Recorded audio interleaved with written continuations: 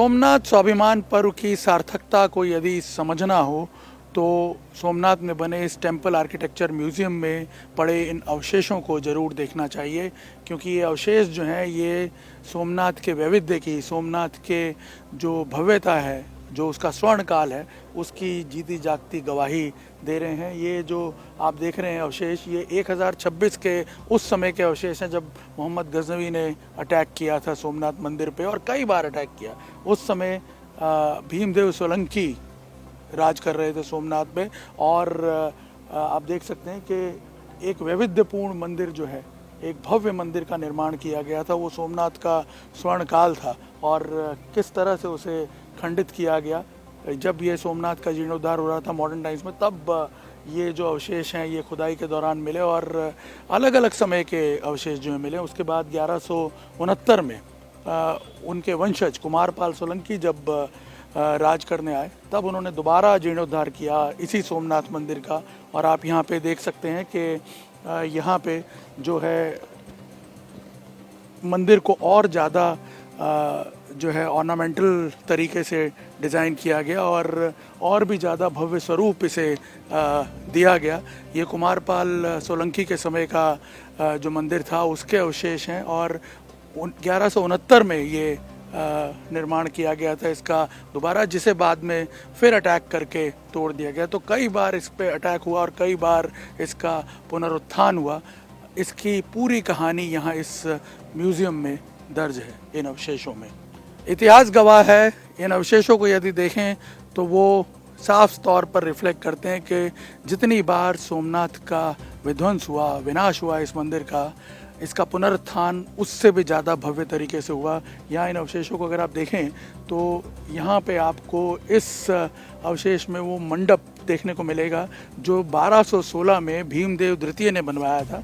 भीमदेव द्वितीय ने जब मंदिर का पुनर्निर्माण करवाया, जब इसका जीर्णोद्धार हुआ, तब ये मेघनाद मंडप यहाँ पे बनाए गए। बताया जाता है कि ये इतने भव्य और विशाल मंडप थे कि जब इसमें कोई नाद होता था, मान लीजिए हर हर महादेव का नाद हो या ओंकार का नाद हो, तो इतना भव्य होता था, इतना दिव्य होता था कि उसकी आवाज़ से मेघ भी गूंज जाते थे, इसलिए इसे मेघनाद मंडप भी कहा जाता था। और यहाँ पे आप देखेंगे तो हर अवशेष जो है वो किसी न किसी फॉर्म में यहाँ इस मंदिर के अलग अलग समय के कालखंड के जो भव्यता है उसकी गवाही दे रहा है कि किस तरह से यहाँ पे हर बार उस विध्वंसकारी जो स्टेप है उसका जवाब किस तरह से एक सृजन शक्ति की जो ताकत है उसको दिखाते हुए दिया गया।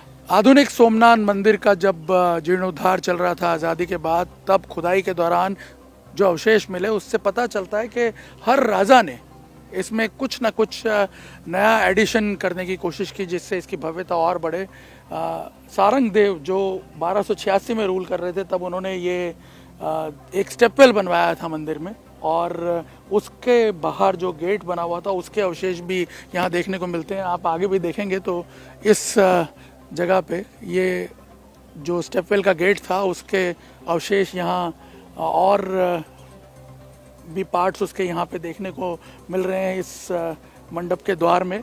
और कलाकृतियों से देख के आपको पता चलता है कि कितना ऑर्नामेंटल तरीके से इनको डिज़ाइन किया गया था। और उसके बाद फिर 1308 में जो महिपाल देव थे उनके समय में थोड़ा सा डिज़ाइन जो है इसका चेंज हुआ, और यहाँ पे आप देख सकते हैं थोड़ा सा ऑर्नामेंटल वैल्यू जो है उसकी कम होती हुई आपको नज़र आएगी, लेकिन जो भव्यता है इन पिलर्स की उसको देख के आपको स्पष्ट तौर पे पता चलेगा कि सोमनाथ मंदिर जो है उसका जो शैली थी और उसकी जो परंपरा थी उसको कहीं पे भी ब्रेक नहीं किया गया। लेकिन उसके बाद एक परिवर्तन आया 1560 में।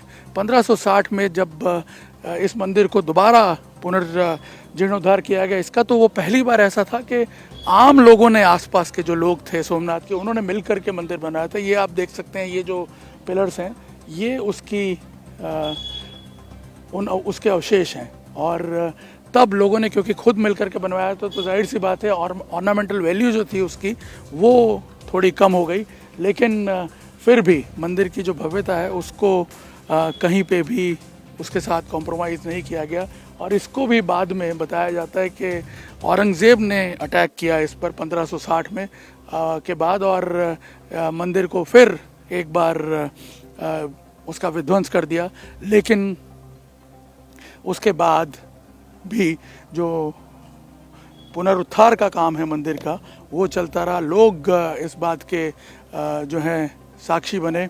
उन्होंने खुद एफर्ट करके इसको दोबारा इसका निर्माण किया, और मंदिर जो है ये हमेशा इसकी जो भव्यता थी, इसका जो वैविध्य था, वो हमेशा बरकरार रहा।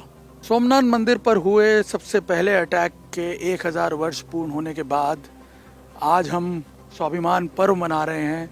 उन वीरों की जो त्याग है, जो उनका बलिदान है, उसको याद करते हुए, जिसकी वजह से पिछले 1000 वर्षों से हमारा जो ये स्वाभिमान है ये जीवित है, एक तरह से हमारी संस्कृति का आधार बना हुआ है। और आपको बता दें कि ये आज की बात नहीं है, सालों से ये परंपरा सदियों से चली आ रही है। देश आज सोमनाथ स्वाभिमान पर्व मना रहा है।